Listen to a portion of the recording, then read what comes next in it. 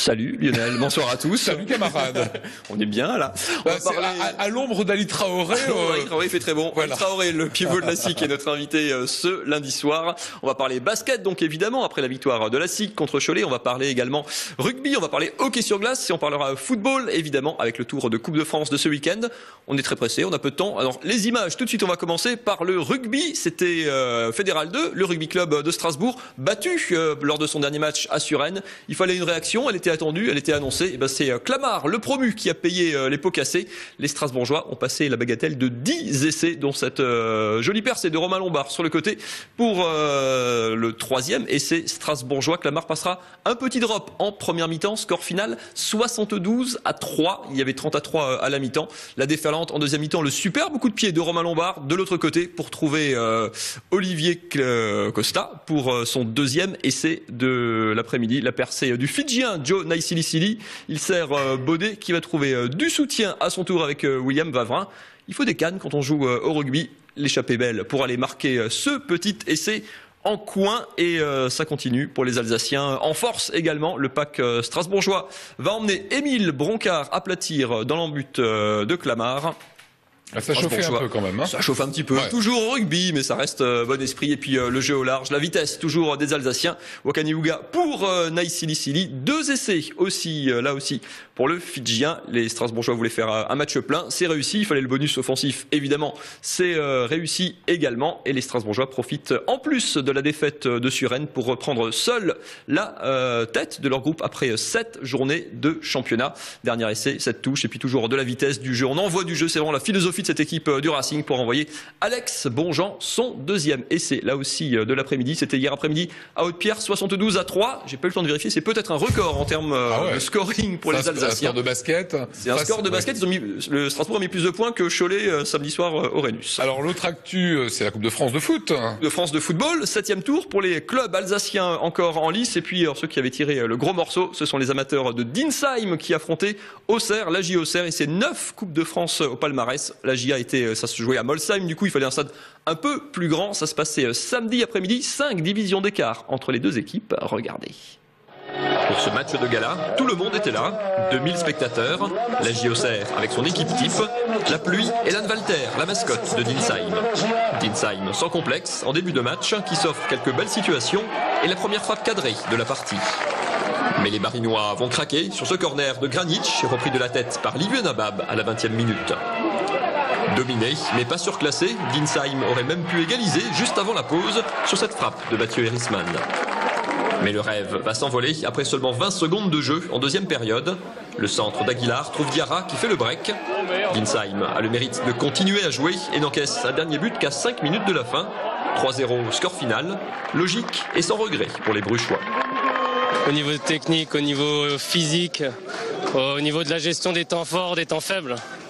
Il y a une différence énorme et c'est un moment magique à vivre, c'est vraiment énorme. C'est une expérience mémorable, c'est le rêve pour tout footballeur amateur de vivre un moment comme ça et on a eu la chance de le vivre et on est vraiment heureux. Le Racing a fait le métier à Seltz.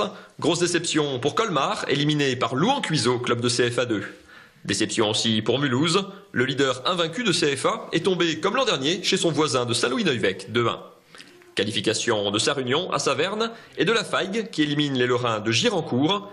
Il n'y a donc plus que 4 clubs alsaciens au 8e tour. Le Racing, Sarre-Union, Saint-Louis-Neuwec et le petit poussé, la Faigue, qui évolue en excellence. Tirage au sort mercredi. Allez, on va parler de basket avec notre invité Ali Traoré. Bonsoir Ali. Bonsoir. Qui a les petites mini-breaks dans le calendrier strasbourgeois, un match de Coupe d'Europe à domicile mercredi, un match de championnat à domicile samedi dernier. Ça fait 2-3 jours en Alsace pour une équipe qui est sur les parquets. Vous voyez les images de la victoire contre Cholet, c'était samedi soir au Rhenus, une victoire sans vraiment trembler. Ali, il y a eu plus 24, je crois, au cœur du troisième quart-temps. Cholet a un petit peu réduit l'écart. On finit à plus 14, il me semble, en fin de match. C'est le match qu'il fallait pour rebondir après la défaite en Coupe d'Europe mardi soir. C'est un peu comme le rugby. Quand on a perdu un match, les grosses équipes, elles n'aiment pas enchaîner les défaites. Il faut réagir. Il fallait réagir. Ça a été fait avec la manière. Oui, c'est important pour nous. On a l'ambition d'être une grande équipe. Et une grande équipe, forcément, ça perd pas de match de suite. Donc, on voulait absolument gagner ce match à domicile devant notre public et avec la manière pour nous remettre en selle. Vous vous distinguez particulièrement dans cet effectif strasbourgeois en ce début de saison. Vous arrivez dans un club que vous avez rejoint cet été, hein, oui. Qui reste sur 2 finales perdues de championnat. Vous sentez dans le club, autour du club, l'attente, la pression quelque part de résultats. Il faut que la SIG gagne quelque chose cette année. Bien sûr, dès mon premier jour, dès que je suis arrivé, je suis allé dans un resto et il y a le serveur qui m'a dit vous êtes de la SIG, il faut gagner. J'ai fait donc forcément la pression tu la ressens tout de suite. Mais c'est ce qui me fait avancer, c'est ce que j'aime. Donc je suis prêt, toute l'équipe est prête à relever le défi.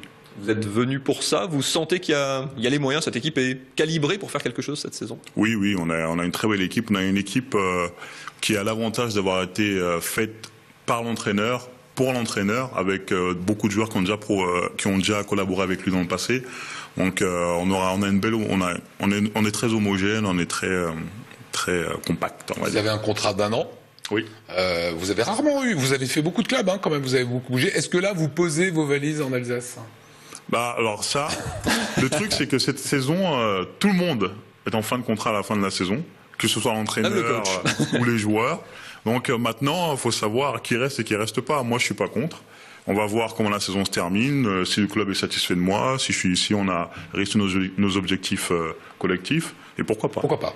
Lionel, parler de votre parcours, on peut rappeler en 2 mots, ça va prendre quand même un petit peu de temps, mais on va faire vite. Né en Afrique, arrivé en France, commencé au centre de formation de Villeurbanne. Oui. Vous avez tenté votre chance aux États-Unis, passé par Quimper, dans le désordre, Le Havre, Roanne, l'Asvel, encore avec Vincent Collet. C'est ça. Il y a eu beaucoup de clubs, l'expérience à l'étranger, Rome, la Russie, un petit passage par Berlin, Nanterre, le Liban, tout ça. Ouais. Ça a été un choix de beaucoup bouger ou c'est un peu subi parfois parce que voilà, c'est une circonstance du basket, hein.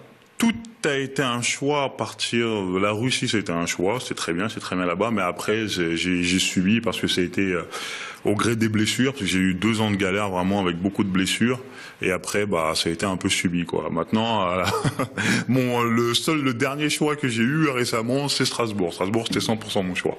Ouais. Avec un coach que vous connaissiez, Vincent Collet, avec qui vous avez déjà été champion de France, forcément ça compte quand un entraîneur connaît le joueur, veut le joueur et quand on se connaît. Bien sûr, parce que moi c'est une saison très importante pour moi à titre individuel aussi, parce que je voulais me relancer. Après des saisons compliquées, comme je dis, avec les blessures, les méformes et tout.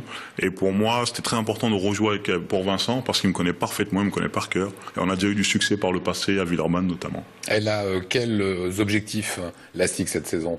Je pense que j'ai pas besoin de faire un dessin. On essaie de franchir une marche de plus que les 2 saisons d'avant. Pour gagner le titre en France. Voilà, ramener des trophées, parce que je pense que le club, par son organisation qui est vraiment nickel, et les joueurs, le staff, ils méritent tous d'avoir un trophée pour tout ce qu'ils ont fait ces 2 dernières saisons.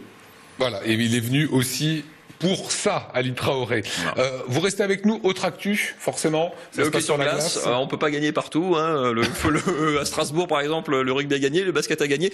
Ça s'est beaucoup plus mal passé pour le hockey sur glace. Regardez, c'était ce dimanche soir, horaire et timing un petit peu inhabituel. L'Étoile Noire qui recevait Amiens pour une nouvelle journée de Ligue Magnus. C'est Champagne qui ouvre la marque pour cette équipe d'Amiens. Strasbourg, on va plutôt réagir dans ce premier tiers-temps, c'est pas mal. Égalisation, puis va prendre l'avantage par Jan Pardavi, le Slovaque, sur ce palais emmené derrière la cage, conclu de près. L'Étoile Noire qui va mener 2-1. Tout va bien à la fin de ce premier tiers-temps. Et alors le deuxième, catastrophe. L'Étoile Noire va réussir la performance, si c'en est une, d'encaisser 6 buts en 5 minutes. C'est 5 buts en 6 minutes, mais c'est presque pareil.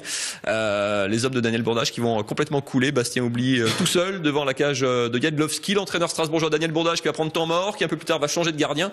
Rien n'y fait. 2 contre rondement menés que vous voyez sur ces images.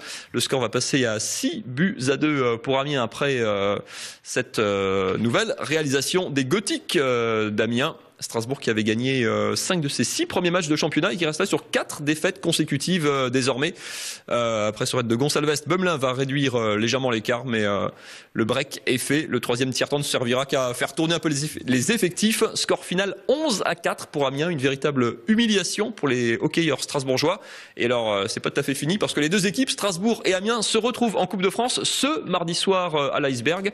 Parfois un petit peu une revanche qui sent un petit peu qui sent la poudre. On attend évidemment une réaction des Strasbourgeois pour eux, pour leur public, parce qu'il y a même des gens qui ont rarissime au hockey, qui sont partis avant la fin.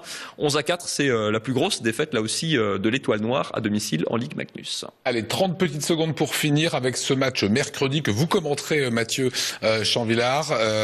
Est-ce que c'est un match dangereux, ce match qui vous attend mercredi? Oui, parce qu'on a très mal joué à Bonn, on a gagné miraculeusement, mais c'est une équipe qui peut nous poser beaucoup de problèmes et il faut qu'on soit très concentré pour gagner ce match. Ça va être primordial pour la qualification. Voilà, on sera en tout cas derrière vous. Merci Ali Traoré. Merci. Voilà, ça a été un plaisir.